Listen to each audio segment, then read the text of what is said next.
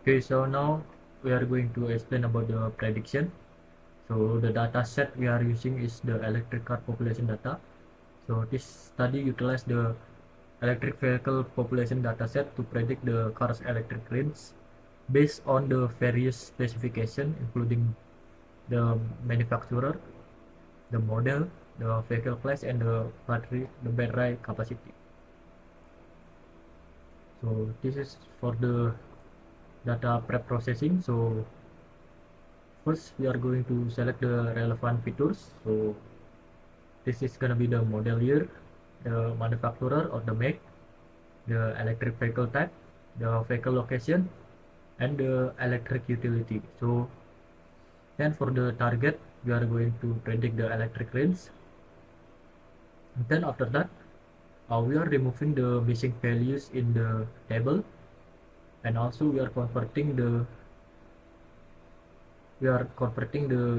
data into numerical format using the one hot encoding. So this is for preparing the data for machine learning.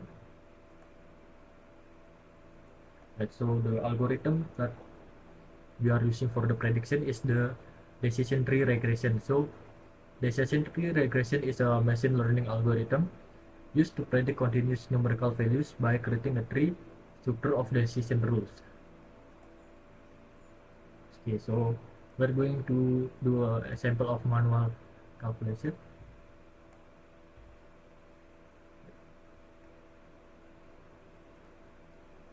Okay, so the manual calculation, we are going to use data example.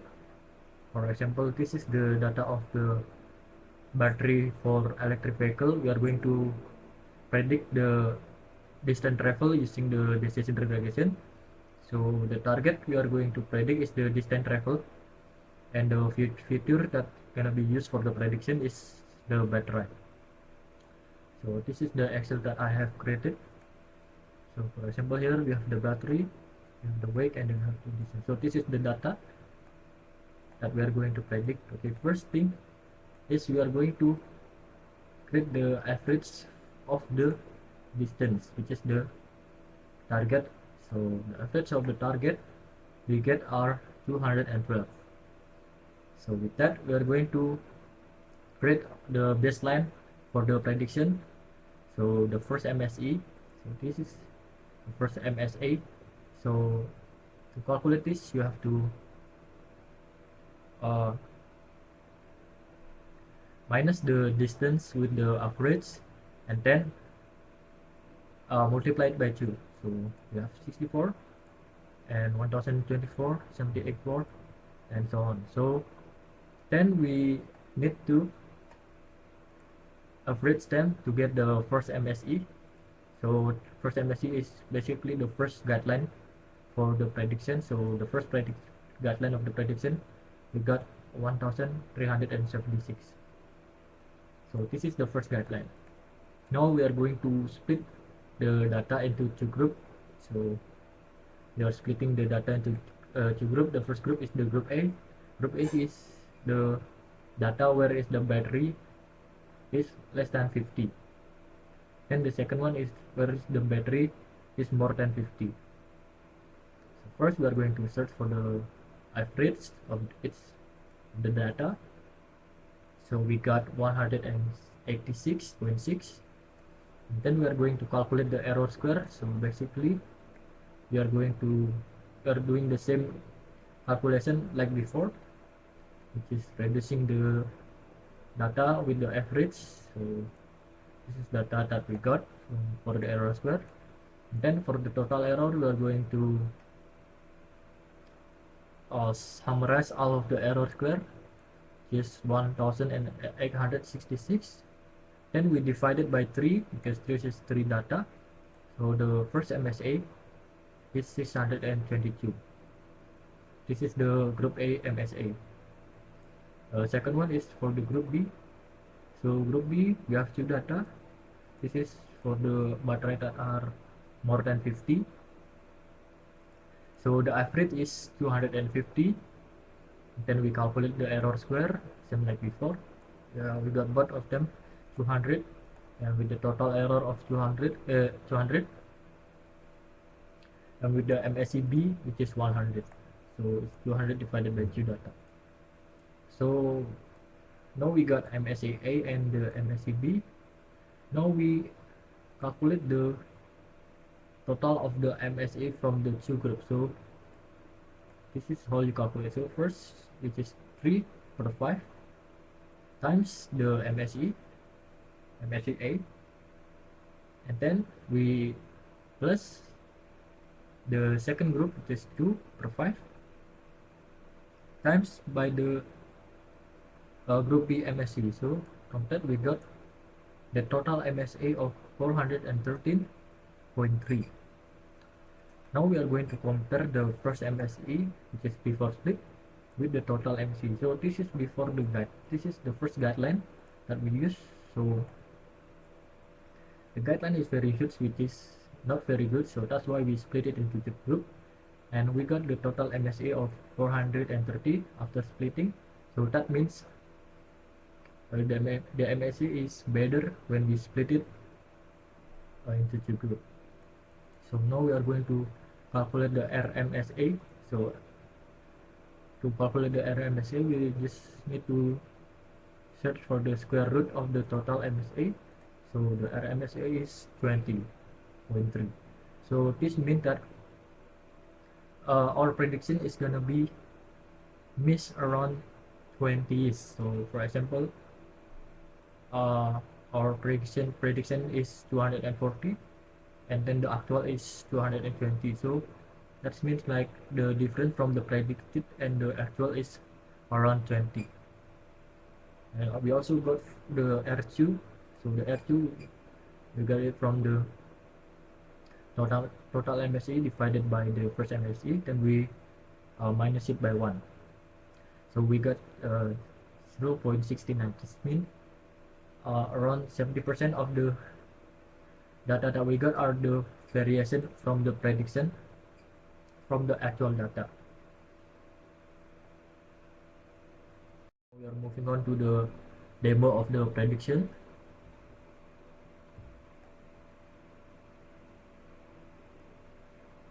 Right, so this is the demo that I have created using Python. So this is using the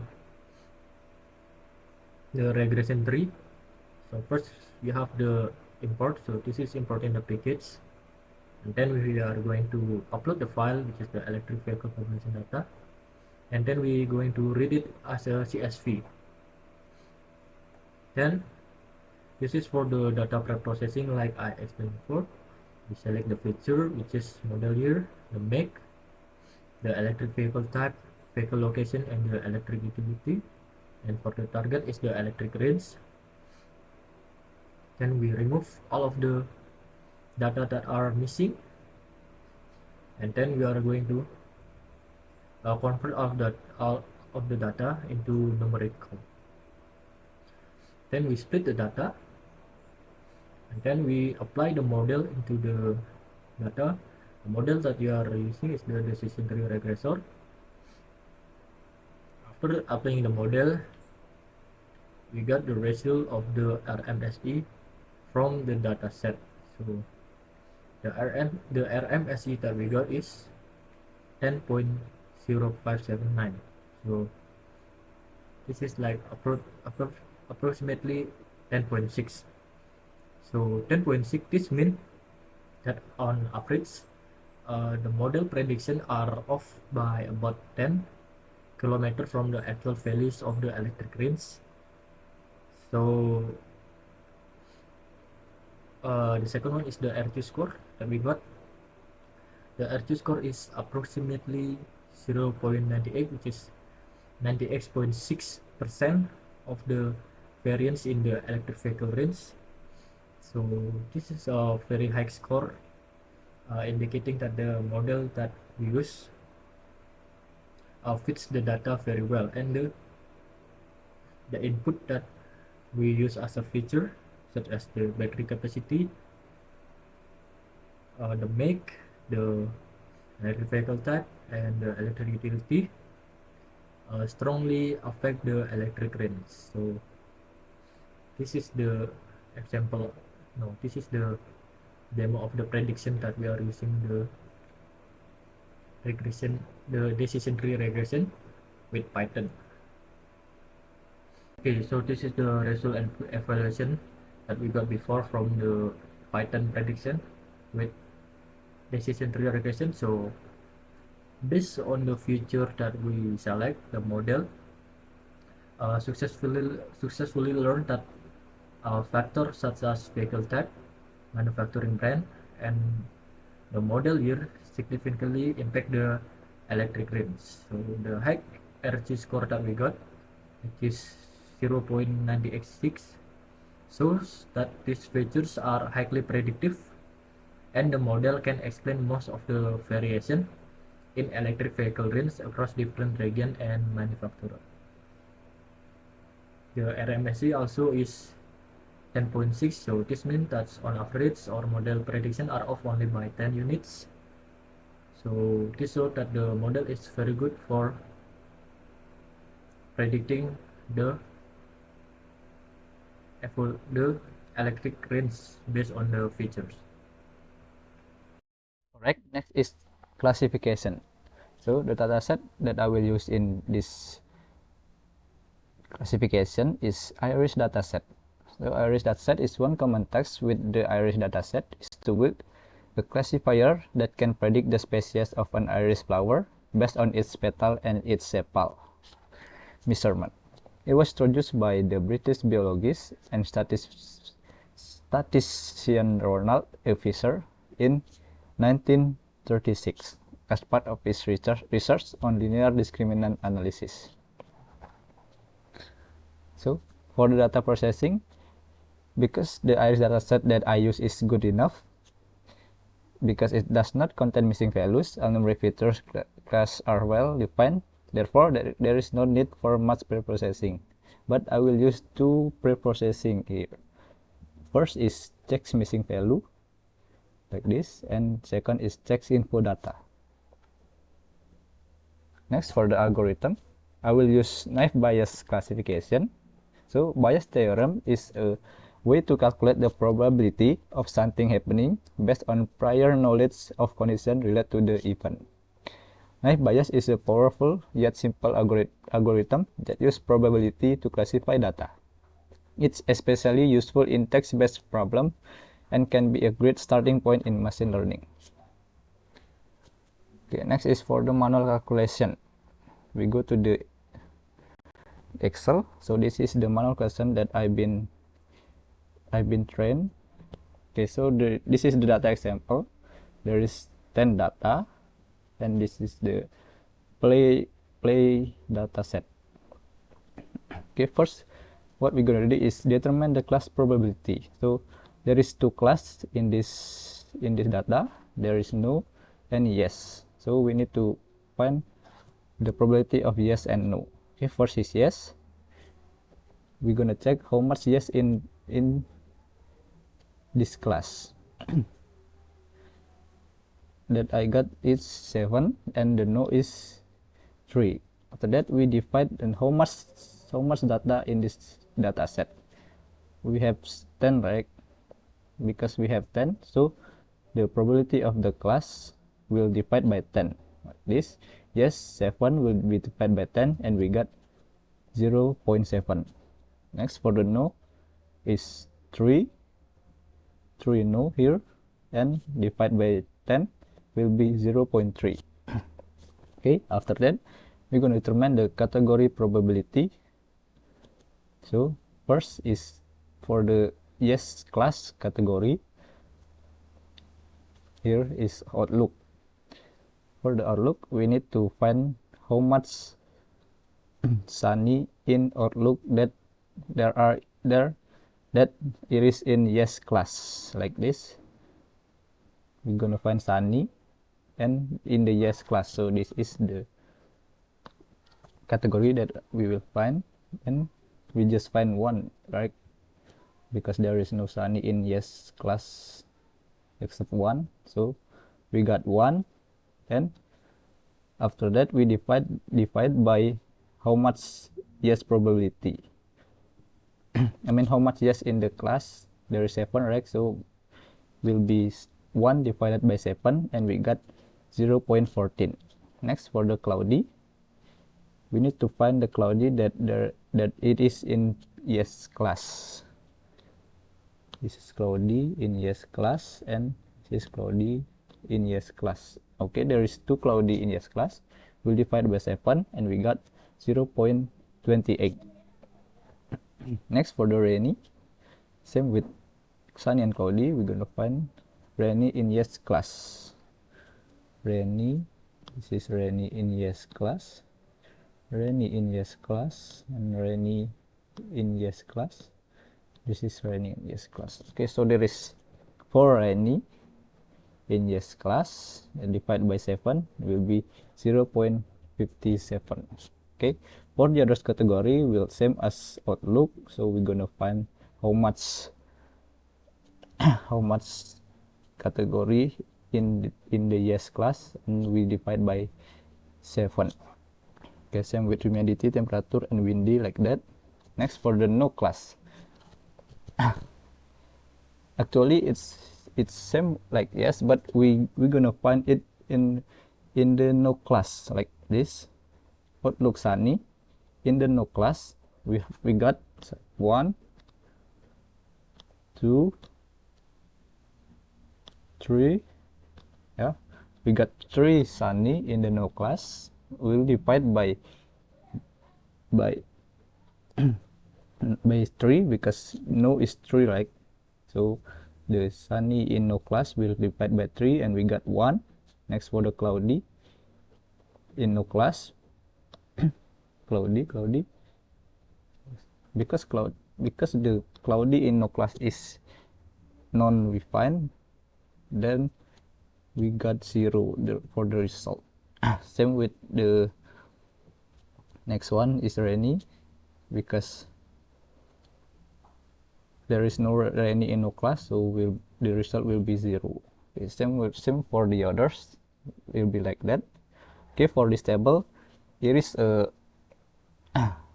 conclusion, or what I can call it is the summary table for this for this process, so we can find it more easier when we go to the next step.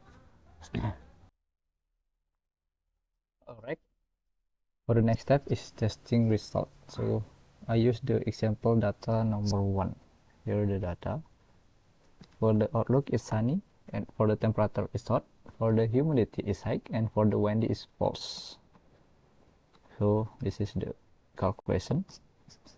First, we need the probability of class yes, and next is probability of outlook sunny, like the data number 1.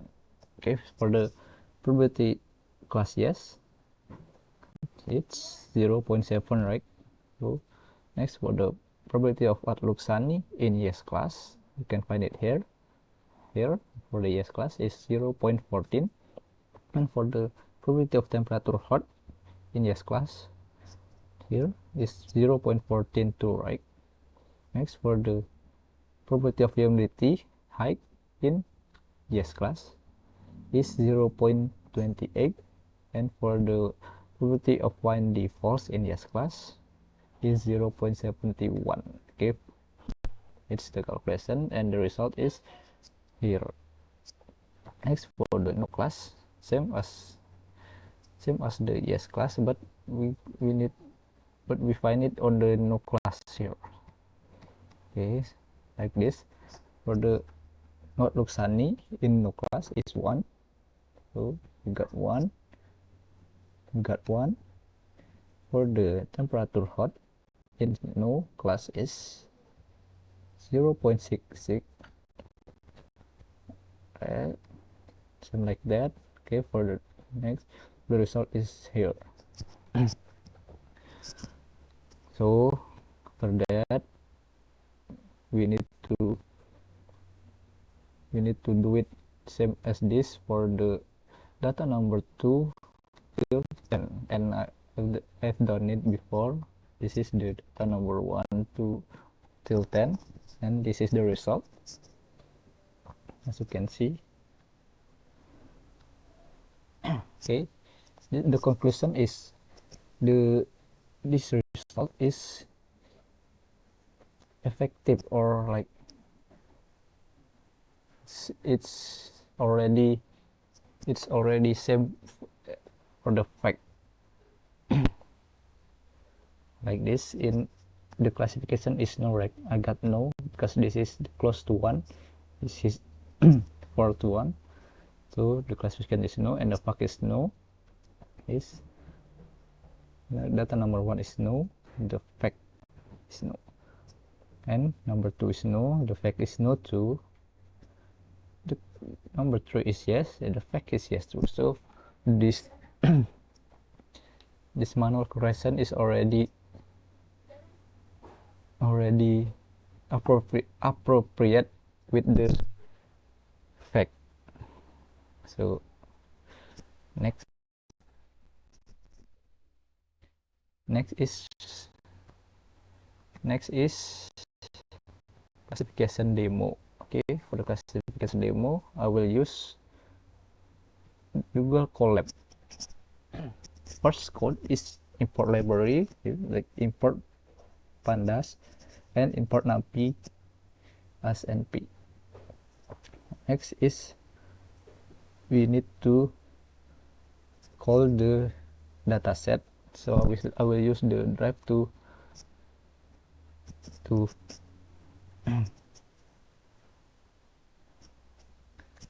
I will use drive to build the dataset, and I will call it here like this, load dataset from Google Drive here.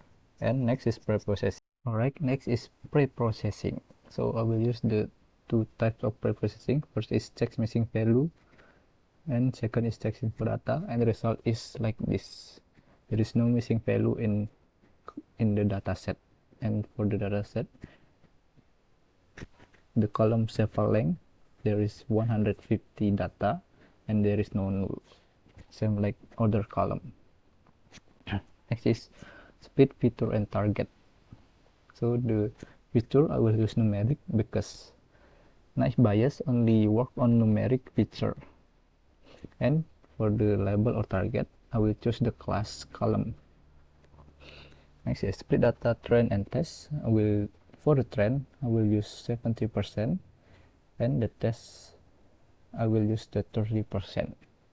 For the model I will use Gaussian naive Bayes model because it's commonly used on the other people too.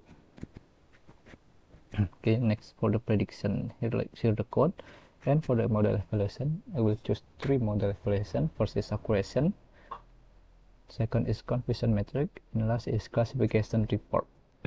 Okay, for the result let's explain in on the slide.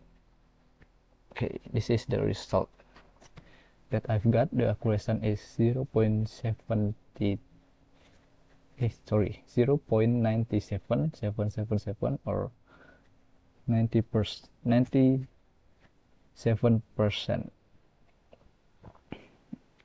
For the classification report, the precision in Iris Setosa column is 1.00, same as the Iris versicolor, and for the Iris virginica is 0.93. So for this result I think the naive Bayes algorithm is very effective for my data set, which is Iris dataset, because the accuracy is close to 100. It's 97%. And I have tried it in other tools too, like on the rapid miner I got the accuracy is 98%. So the range of the accuracy is 97 till 98%, I think. So this is very effective for classification. Okay, that's all for the naive Bayes algorithm on classification. Sorry if there are any mistake in my explanation. Thank you for listening, and bye.